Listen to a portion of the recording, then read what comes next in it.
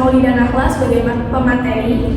Saya Pipi Fauzia sebagai pemateri. Saya Diana Rahmadina Suryadi sebagai pemateri. Saya Rifan Ditya sebagai pemateri. Langsung saja ke materi pertama, yaitu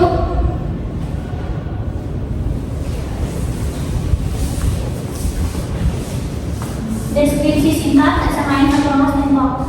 SMA Negeri 1 Rangkas Binkop adalah salah satu sekolah menengah atas negeri tertua di wilayah utara Kabupaten Karawang yang berdiri sejak tahun 1982. Dengan berkembangnya zaman, sekolah ini terus berusaha meningkatkan kualitas manajemen dan mutu pendidikan. Hal itu terlihat dari penerapan struktur organisasi fungsional yang dibuat secara formal berdasarkan surat keputusan kepala sekolah.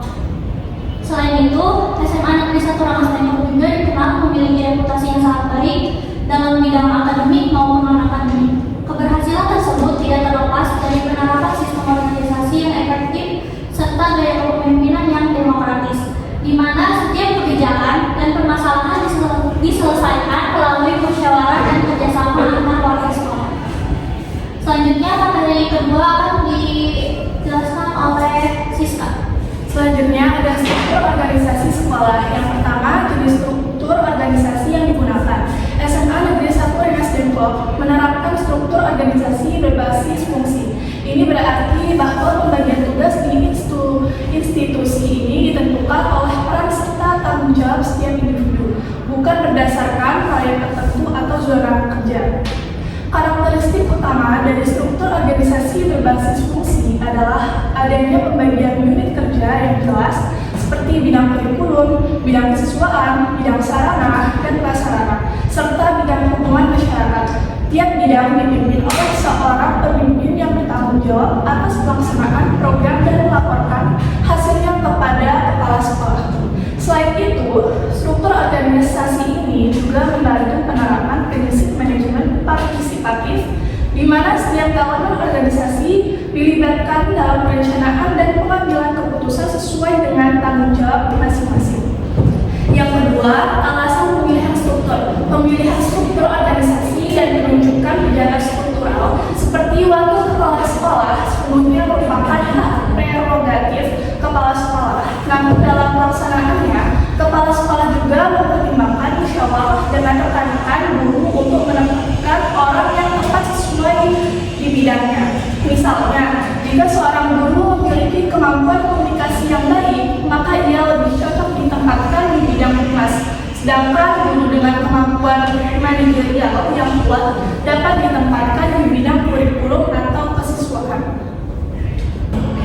Selanjutnya ada bagian struktur organisasi yang dipimpin oleh kepala sekolah. Selanjutnya ada Wakasek dan dibagi menjadi 4 bidang. Yang pertama ada bidang kurikulum, kesiswaan, bidang sarana dan prasarana, dan bidang humas dan kerjasama.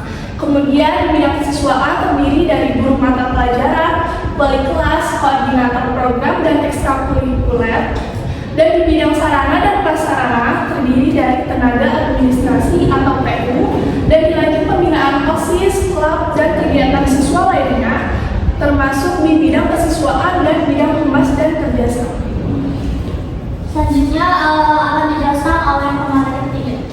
Analisis hierarki organisasi dan alur komunikasi, struktur dan filosofi hierarki, sistem komando berbasis kekeluargaan, hierarki jelas, komando formal, implementasi dengan prinsip kekeluargaan dan tanggung jawab bersama, aturan sekolah wajib selaras dengan ketentuan tingkat atas, dinas dan kementerian.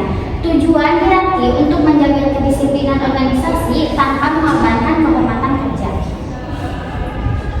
Selanjutnya ada budaya kerja dan hubungan antar pegawai. Landasan hubungan yaitu profesionalitas, saling menghormati, dan rasa kekeluargaan yang kuat. Guru dan staf memahami tugas dan kewajiban masing-masing. Dampak positif, tidak ada rasa takut terhadap atasan, muncul semangat kerjasama yang kuat, prinsip interaksi, hubungan pimpinan bawahan berdasarkan saling menghargai bukan rasa takut. Selanjutnya ada modul kepemimpinan kepala sekolah dan pencapaian tujuan. Kepemimpinan sebagai teladan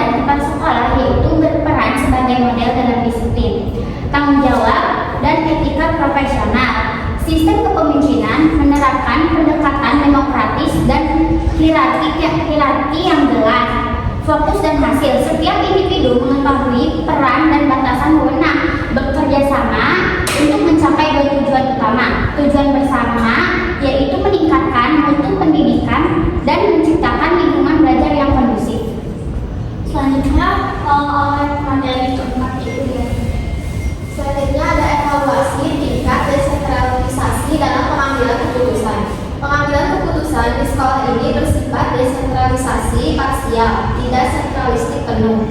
Pendekatan partisipasif dan demokratis, wewenang didelegasikan dan dibagi kepada wakil kepala sekolah atau wakasek dan unit kerja. Keputusan diambil oleh pihak yang paling dekat dengan bidang tanggung jawab atau operasionalnya.